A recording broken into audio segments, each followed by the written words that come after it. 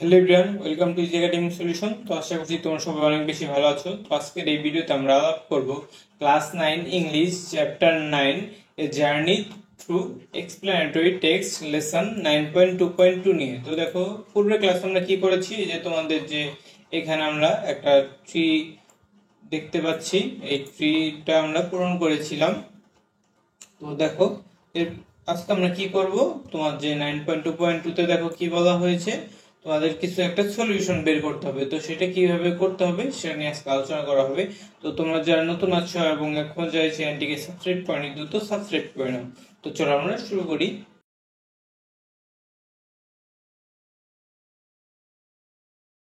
তো দেখো এখানে কি বলা হয়েছে, নাও in groups reflect on activity 9.2.1। অর্থাৎ দেখো আমরা 9.2.1 এ কি কি করেছি সেটা আমাদের আজকে আবার পুরো আলোচনা করতে হবে। তো তোমরা যারা 9.2.1 এর ভিডিওটা দেখোনি, সেটা অবশ্যই প্লেলিস্ট থেকে চেক করে দেখে নেবে, কারণ সেটা না করলে তোমরা বুঝবে না।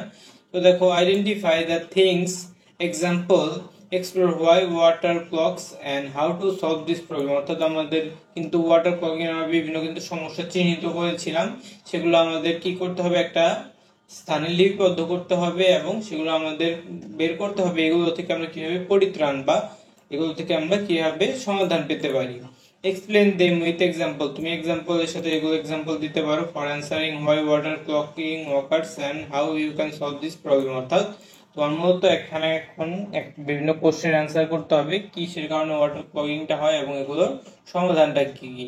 দেন check your understanding with nearby groups, এবং তোমার পরবর্তী যে গ্রুপ আছে তাদের সাথে এগুলো শেয়ার করতে হবে।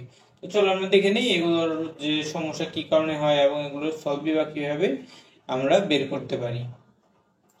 তো দেখো এখানে আমাদের শুরুতে আমরা কি লিখেছি, identifying the causes of water clogging. অর্থাৎ ওয়াটার ক্লগিং এর যে বিভিন্ন যে কজেস আছে, কারণ আছে, সেগুলো আমরা প্রথমে লিপিবদ্ধ করেছি। তো আমাদের প্রথম কারণগুলো হচ্ছে কি, দেখো ফিজিক্যাল অবস্ট্রাকশন। অর্থাৎ আমাদের কিছু যেগুলো বস্তুগত বিভিন্ন জিনিস যেগুলো আমাদের নিজেদের কারণে হয়ে থাকে, সেগুলো কি কি দেখো, হেয়ার, চুল, তারপরে সোপস্কাম অর্থাৎ সাবানের ফেনা, আদার অর্গানিক ম্যাটারস ইনটেন, এবং আমরা যে শাকসবজি এগুলো খাই, এগুলো বিভিন্ন যে আমরা আবার রাস্তায় ফেলে দিই, সেগুলোর কারণে জলাবদ্ধতার সৃষ্টি হয়।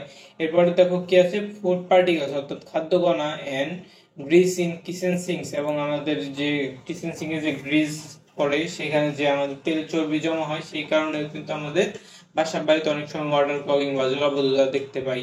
এরপর আছে foreign object like jewellery or toys. অর্থাৎ আমরা যে বিভিন্ন জুয়েলারি এবং টয়স ইউজ করি, এগুলো কিন্তু আমরা অনেক সময় রাস্তাঘাটে ফেলে দিই, এগুলোর কারণেও কিন্তু আমাদের কি হয়, আমাদের ওয়াটার ক্লগিংটা হয়। এরপর কি আছে, ট্রি রুটস ইন বেডিং সোয়ার পাইপস। অর্থাৎ দেখো আমাদের অনেক সময় কি রাস্তার পাশে বিভিন্ন গাছপালা থাকে, তাই না? তো সেই গাছপালার যে রুটস বা মূলগুলো কি করে, আমাদের যে সোয়ার পাইপস বা আমাদের যে পয়নিষ্কাশনের পাইপ আছে, সেগুলোর ভিতরে কিন্তু ঢুকে যায় এবং সেখান দিয়ে ইনভেডিং শব্দের অর্থ হচ্ছে কি, তোমার কি করে, আক্রমণ করে। অর্থাৎ গাছের যে মূল, সেই পাইপগুলোকে আক্রমণ করে এবং এরপর সেখানে পর্যাপ্ত পরিমাণে পানি চলাচল করতে পারে না। এরপরে জলাবদ্ধতা তৈরি হয়। এরপরে দেখো কি আছে, ম্যাটেরিয়াল বিল্ড আপ। অর্থাৎ দেখো mineral deposit reducing pipe diameter. এরপর আছে সোপস্কাম এন্ড ডিটারজেন্ট রিসিডিউ, এবং আমাদের grease and oil solidifying in pipes. অর্থাৎ দেখো আমাদের সাবানের ফেনা, তারপরে গ্রিস, এগুলোর কারণে আমাদের বিভিন্ন জলাবদ্ধতা তৈরি হয়। এরপরে ডিজাইন এন্ড মেইনটেনেন্স ইস্যু। অর্থাৎ আমরা যে বিভিন্ন ডিজাইন করি আমাদের পরিষ্কারের জন্য এবং আমাদের যে মেইনটেনেন্স বা আমরা যে এগুলো কি করবো ঠিকভাবে যেন আমরা নিয়ন্ত্রণ যদি না করি, নিয়মিত যদি আমরা পরিষ্কারের কাজ না করি, তারপর আমাদের জলাবদ্ধতা অনেক সময় তৈরি হয়। তো দেখো এখানে কি বলা হয়েছে, ইমপ্রপার পাইপ স্লোপ। অর্থাৎ আমরা যেখানে ধরো মোটা পাইপ দরকার, সেখানে যদি আমরা চিকন পাইপ ব্যবহার করি, সেখানে কিন্তু সাধারণত জলাবদ্ধতা তৈরি হবে, এটাই স্বাভাবিক। এরপরে কি আছে, আন্ডার সাইজ পাইপ। অর্থাৎ আমরা যদি আমাদের অপরিমিত পরিমাণ বা আমাদের যে নির্দিষ্ট সাইজের পাইপ ব্যবহার না করি, তারপরে lack of regular cleaning and maintenance. অর্থাৎ আমরা যদি নিয়মিতভাবে সেগুলো ক্লিন না করি, তার ফলে আমাদের জলাবদ্ধতা তৈরি হয়। এরপরে দেখো সেপ্টিং ট্যাঙ্ক ইস্যু। অর্থাৎ সেপ্টিং ট্যাঙ্কের বিভিন্ন সমস্যার কারণেও জলাবদ্ধতা অনেক সময় তৈরি হয়। এই সমস্যাগুলো যে আমরা দেখলাম, এই সমস্যাগুলোর সমাধান তো আমাদের করতে হবে। তো সেই সবগুলো আমরা কিভাবে লিখবো, দেখো solution to water clogging prevention. অর্থাৎ কিভাবে আমরা এই ওয়াটার ক্লগিংটার প্রিভেনশন বা প্রতিরোধ করতে পারি। তো 1 নাম্বার সলিউশনটায় দেখো কি বলা হয়েছে, তোমার use drain covers to catch hairs and debris অর্থাৎ আমরা বিভিন্ন ড্রেনের মাঝে একটা কি নেট ইউজ করতে পারি, যেন সেগুলো কি করে সেখান দিয়ে যেন আমাদের যে বিভিন্ন যে আমাদের চুল এবং আমরা যে বিভিন্ন যে আবর্জনা ফেলি সেগুলো যেন সেখান দিয়ে ঢুকে না যায়। এবার 2 নম্বর দেখো কি আছে, avoid pouring Greece and oil down drain, অর্থাৎ আমরা যেন রাস্তাঘাটে বা বিভিন্ন ড্রেনে যেন আমরা তেল বা গ্রিস এগুলো যেন না ফেলি। 3 নম্বরে দেখো কি বলা হয়েছে, dispose of food waste properly, অর্থাৎ আমরা যেন কি করি আমরা যে খাদ্য কণা যেন আমরা যেখানে সেখানে না ফেলি, রাস্তায় যেন না ফেলি এবং সেগুলো যেন প্রপারলি ইউজ করতে শিখি। তারপর দেখো ট্রি রুট কন্ট্রোল, অর্থাৎ গাছের মূল যেন আমাদের পাইপের ভিতরে না যায় সেই ব্যাপারে আমাদের খেয়াল রাখতে হবে।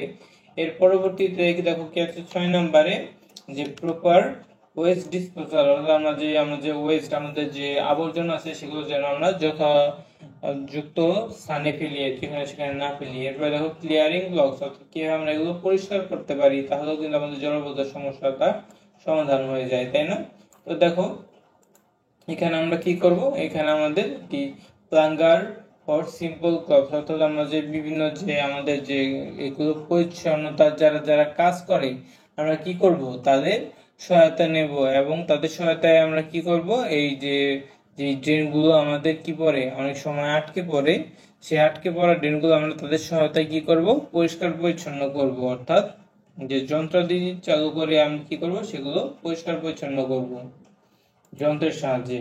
এরপরে দেখো কি আছে তোমার ড্রেন স্নেক ফর ডিপার ক্লকস, অর্থাৎ আমরা যেন ড্রেনটাকে যেন ঠিক মতো কি করতে পারি সেগুলো আর কি গভীরে দিতে পারি যেন সেগুলো জলাবদ্ধতা সহজে তৈরি না হয়। এরপরে 3 দেখো কি বলা হচ্ছে, কমার্শিয়াল ড্রেন ক্লিনার্স, অর্থাৎ আমাদের যে বিভিন্ন বাণিজ্যিক যে ড্রেন ক্লিনার যারা আছে তাদের সাহায্য নিতে পারি, তারা এগুলো সঠিকভাবে পরিষ্কার করতে পারবে। এবং hot water and baking soda mixture, অর্থাৎ আমরা বিভিন্ন হট ওয়াটার এবং যদি বেকিং সোডা এগুলো যদি মিশিয়ে আমরা বিভিন্ন ড্রেনে দিয়ে দিই সেগুলো কিন্তু আমাদের পরিষ্কার করতে সাহায্য করবে। এরপর দেখো কি আছে তোমার plumbing snake for severe clogs, অর্থাৎ আমরা বিভিন্ন যে প্লাম্বিং করতে পারি তারপরে তাদের সাহায্য নিতে পারি প্লাম্বারদের এইগুলো পরিষ্কার করার জন্য। তারপরে প্রফেশনাল প্লাম্বিং সার্ভিস এবং যে প্রফেশনাল আছে আমরা তাদেরও সাহায্য নিতে পারি এগুলো পরিষ্কার করার জন্য। তো আশা করছি তোমরা বুঝতে পেরেছো কিভাবে আমরা এইভাবে যে ড্রেন ক্লগস আছে সেগুলো কিভাবে সমাধান করতে হবে। তো মূলত আমাদের খেয়াল রাখতে হবে, দেখো যে এখানে যে ওয়াটার ক্লগিং এর যে কজগুলো আছে এই কজগুলো যেমন হেয়ার সোপ এগুলো আমাদের খেয়াল রাখতে হবে, এগুলো যেন আমরা যেখানে সেখানে না ফেলি, কারণ এগুলো তারপরে ফুড পার্টিকেল ফরেন অবজেক্ট এগুলো তারপরে গাছের রোড যেন আমাদের ক্ষতি করতে না পারে এগুলো আমাদের খেয়াল রাখতে হবে। এগুলো তোমরা নিজেদের মতো করে লিখতে পারবে। তারপরে তোমার দেখো যে সাবানের ফেনা, তারপরে ডিটারজেন্ট, তারপরে তোমার যে এগুলো যে ইমপ্রপার পাইপ স্টপ, তারপরে আন্ডারসাইজ পাইপ এগুলো যেন আমরা সঠিকভাবে যদি আমরা না করি ডিসপোজাল না করি তাহলে কিন্তু জলাবদ্ধতা তৈরি হয়। এবং এখানে যে তোমাদের জন্য বিভিন্ন সলিউশন দেওয়া আছে এই সলিউশনগুলো আবার ভালোভাবে একবার দেখে নাও, যে তোমরা কি করবে ড্রেনের খাবার পরিষ্কার করবে, তারপরে তোমার যে ফুড ওয়েস্ট ভালোভাবে ফেলতে হবে, তারপর রেগুলার আমাদের পাইপ পরিষ্কার করতে হবে, তারপরে গাছের যে মূল থাকে সেগুলো যেন আমাদের কোনো ক্ষতি করতে না পারে সেগুলোর দিকে আমাদের ভালোভাবে খেয়াল করতে হবে। এবং প্রপার যে ওয়েস্ট ডিসপোজাল আছে সেগুলো যেন আমরা সঠিকভাবে করতে পারি এবং ক্লিয়ারিং ক্লগস আমরা যেন এগুলো সঠিকভাবে ক্লিয়ার করতে পারি। তারপরে hot water and baking soda mixture এগুলো যেন আমরা ব্যবহার করি। তো এগুলো যদি আমরা সঠিকভাবে করতে পারি তাহলেই কিন্তু আমাদের যে ওয়াটার ক্লগিং এর সমস্যাটা আছে সেগুলো আমরা সঠিকভাবে সমাধান করতে পারবো। তো আজকে এই পর্যন্তই। তো এই ভিডিওটি যদি ভালো লেগে থাকে তাহলে অবশ্যই ভিডিওতে একটি লাইক এবং চ্যানেলটিকে সাবস্ক্রাইব করতে ভুলবে না। তো সবাইকে ধন্যবাদ জানিয়ে আজকে এখানে শেষ করছি। পরবর্তী ক্লাসে আমরা বাকি লেসন নিয়ে আলোচনা করব। ধন্যবাদ সবাইকে।